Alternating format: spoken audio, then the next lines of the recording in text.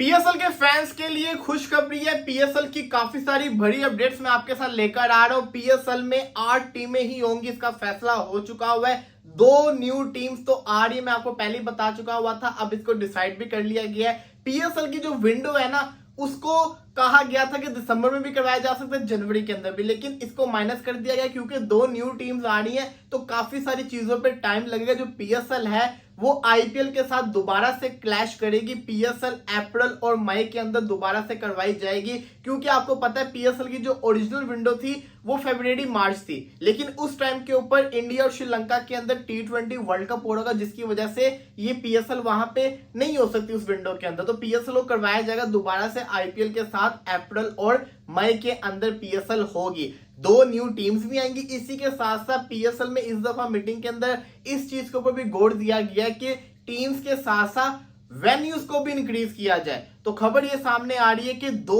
और वेन्यूज के अंदर पीएसएल के मैचेस होंगे। अभी तक जो पीएसएल के मैचेस हैं वो 4 वेन्यूज के अंदर होते हैं। इस दफा हमने सुना था पिशावर में भी होंगे, लेकिन अनफॉर्चुनेटली नहीं हो पाए। लेकिन खबर अब ये आ रही है कि अब पीएसएल की जो टीम ज्यादा होंगी तो 2 और न्यू वेन्यूज भी पीएसएल में शामिल कर दिए जाएंगे, जिसकी वजह से पीएसएल के जो टोटल वेन्यूज होंगे वो 6 हो जाएंगे, जो कि पीएसएल के लिहाज से गुड साइन है। और जो 2 न्यू वेन्यूज आएंगे वहां पे जितने भी पीएसएल के मैचेस होंगे, ये हम सबको पता है 1000% गारंटी है कि वहां पे हाउसफुल जाएगा। इसी के साथ साथ पीएसएल की मीटिंग के अंदर कुछ और चीजों के ऊपर बहस हुई, जिसके अंदर पीएसएल की पिचेस थी। इस साल के जो एडिशन के स्टार्ट के मैचेस थे वो वन साइडेड मैचेस हो रहे थे, तो फ्रेंचाइजीज ओनर थे वो इससे अनहैप्पी थे कि पिचेस जो थी वो सही नहीं बन रही थी। तो इन पे गौर किया जा रहा है कि अब जो नेक्स्ट पीएसएल आएगी उसके अंदर T20 फॉर्मेट की पिचेस बनाई जाए। अब point is that 2 new teams कौन सी आ रही हैं? 2 न्यू टीम्स की मैं आपको बातें बताता चलूं। इसकी बिडिंग होने जा रही है, बहुत जल्दी ऑडिट इसका मुकम्मल कर लिया गया है, बहुत जल्दी फैसला आ जाएगा।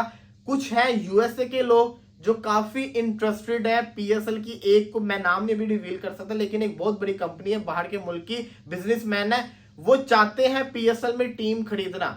वो कौन है उसकी डिटेल्स आपको बाद में पता चल जाएगी। और कुछ पाकिस्तान की बहुत बड़ी जिसे कहते हैं ना कंपनीज है, जिनके हम नाम हम सब उनसे वाकिफ हैं, वो लोग भी चाहते हैं पीएसएल की टीम खरीदना। अब ये क्या खरीद पाएंगे, और अगर खरीदते हैं तो ये इसका क्या नाम रखेंगे, किस शहर की टीम बनाएंगे, ये बहुत इंपॉर्टेंट होता है, क्योंकि ये पीसीबी नहीं बताएगा कि आपने इस शहर की टीम बनानी है। जो फ्रेंचाइज का ओनर है वही डिसाइड करेगा ना कि उसने किस शहर की टीम बनानी है, क्या उसका नाम रखेगा। फ्रेंचाइजीज ओनर के ऊपर डिपेंड करता है, उसने तो टीम खरीदनी है। तो देखना यह है कि अब ये क्या बनता है, और पीसीबी किन जिसको कहते हैं ना शहर को फाइनलाइज करता है इस चीज के ऊपर, ये भी देखना बड़ा ज्यादा जरूरी है कि पीसीबी की क्या कोशिश होगी। क्योंकि पीसीबी एक क्राइटेरिया आपको देगा ना कि मतलब कि ये स्पेसिफिक शहर हैं, इनमें से कोई एक चूज करना पड़ेगा। अब ऐसा तो नहीं ना हो सकता कि कोई प्लेयर कोई बंदा आए उड़ के और वो ऐसे ही कहते कि ना यार ये कहते हैं शेखुपुरे की टीम है।